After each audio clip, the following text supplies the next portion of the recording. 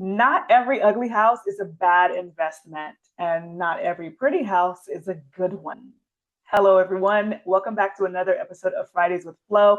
I'm Flo Jacques, licensed real estate broker and investor. And every Friday, we talk about all things real estate, investing, purchasing your first home, and selling the next one. And today, we're going to be talking about the difference between cosmetic repairs and structural repairs. Let's get into it.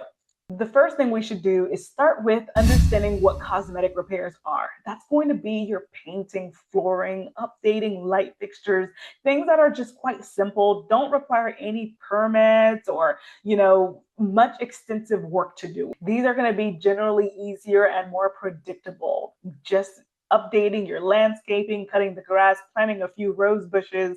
Those are going to be your general cosmetic rehabs or repairs. Now, your structural repairs are going to be a lot more serious. This is going to include things like the roof, the foundation, any wall cracks that you're seeing. All of these types of things may or may not require a structural engineer. If you're replacing the roof, an engineer is not necessarily needed for that. But if you're doing some foundation work, you might want to get an engineer involved to get you a better plan of understanding what exactly needs to be replaced up to current code. Code changes with every municipality, and it's important to ensure that you are doing things up to code. Otherwise, this can be something that affects the next buyer when an inspector does get into the crawl space and they determine these current girders or joists or piers are not up to current code to today's standards. And over the years, these things change a lot. Other things that might impact structural repairs would be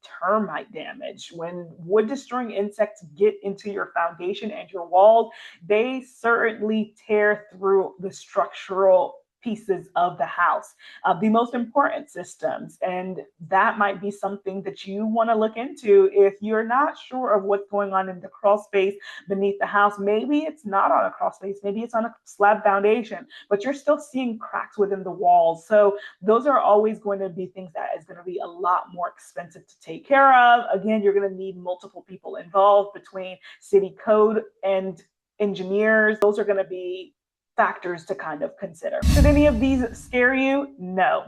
It's just about understanding what you're doing and taking proper due diligence, consulting with the right professionals, including your engineer, consulting with a great contractor who understands what they're doing, and getting a good idea of how much this is all going to cost to repair. The biggest rookie mistake anyone can make is just judging a property based on its appearance. And that is why we say the ugliest houses don't necessarily mean they're the worst investments, and the pretty ones don't necessarily mean they're the best either, because you can find something that looks like all it needs is some fresh paint and flooring, and you go in there and find out that there is termite damage. You go in there and find out that most of the major systems are old and need to be replaced, like the HVAC, the water heater, the roof is on its last leg, there's a leak coming through, or the shingles are buckling. Those are things that can impact you a lot more in your budget. Those things there can impact your budget a lot more seriously, even though it's a pretty house that looked like all it needed was $20,000 worth of update. The biggest mistake anyone can make is just moving with assumption of what this might cost to repair, assuming that there's nothing else behind the walls to take a look at, and not moving in with a professional who can really tell you what's really going on.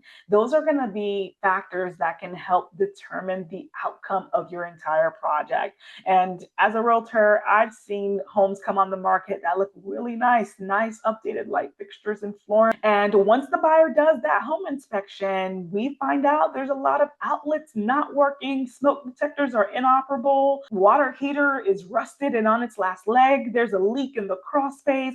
And those are things that seem very minor if they're not noticeable. There's no water damage, there's nothing significant happening until the inspector goes through and notices all the things that the buyer is not necessarily looking at, because we're only focused on what's happening at the surface level. And as an investor, it's important that you are focused on the more expensive systems because that can cost you your entire deal. I recently had an actual scenario where my first time home buyer was purchasing her first home. And when we walked through the home, everything looked great. And the price point was even better. At $225,000, they found a 3-bedroom, 2.5-bathroom home, just completely updated, nice cabinets, new floors, and just a nice yard, a porch, and all these things. Although the porch was already rotting wood, but that was something that, amidst many things from the surface level, could be resolved after closing.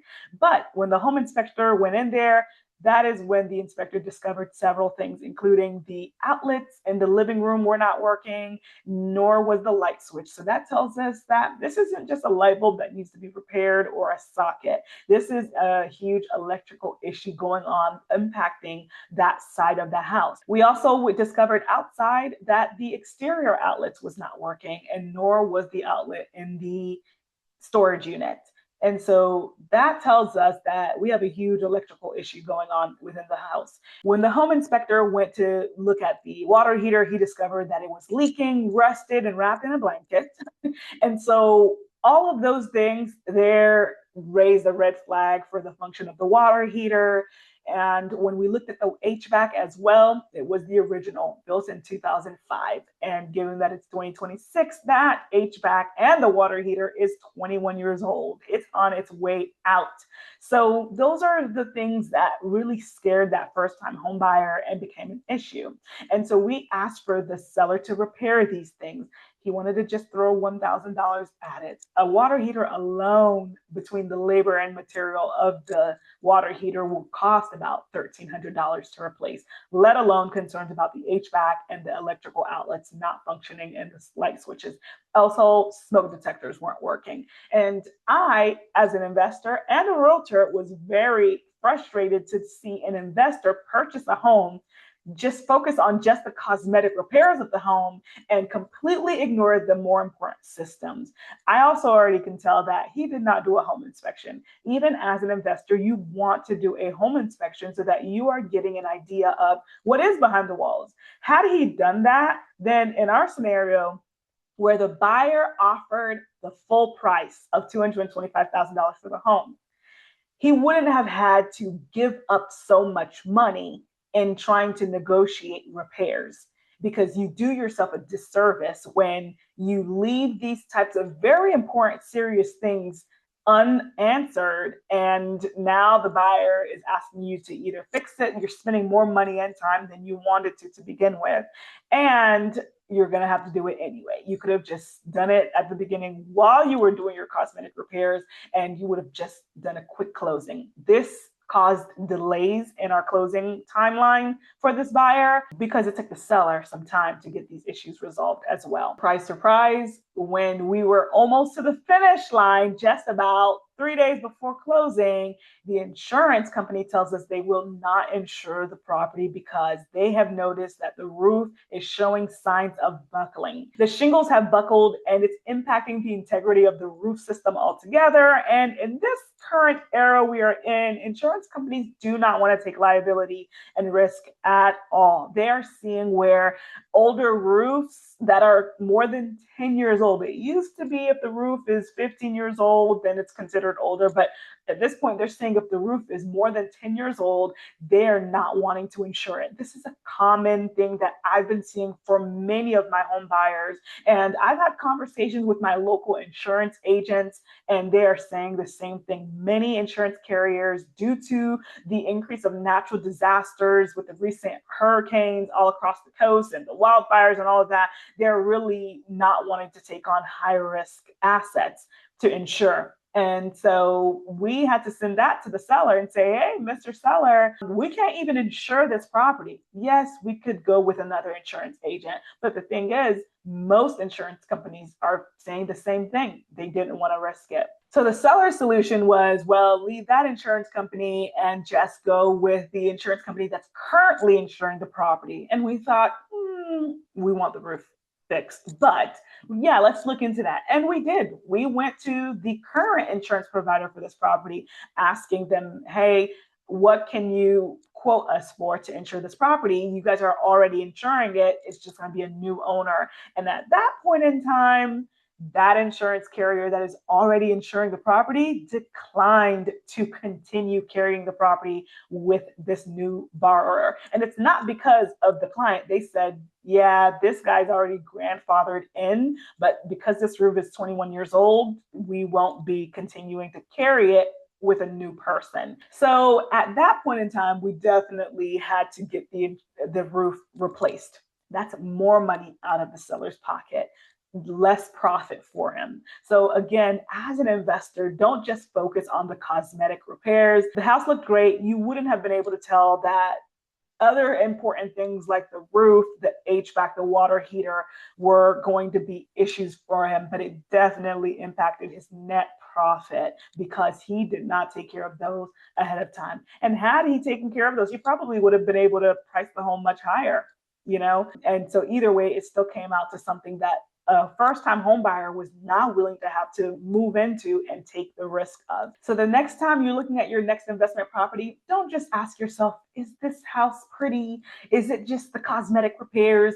Go deeper, get that inspection report, and get a clear idea of exactly what you'll need to fix beyond just painting, flooring, and updated light fixture. Because at the end of the day, investors buy numbers, not emotions. If you found this helpful, share with a friend, comment, like, and subscribe. I'm Flo Jacques, and I'll see you guys next Friday for our next episode of Fridays with Flo. Bye, y'all.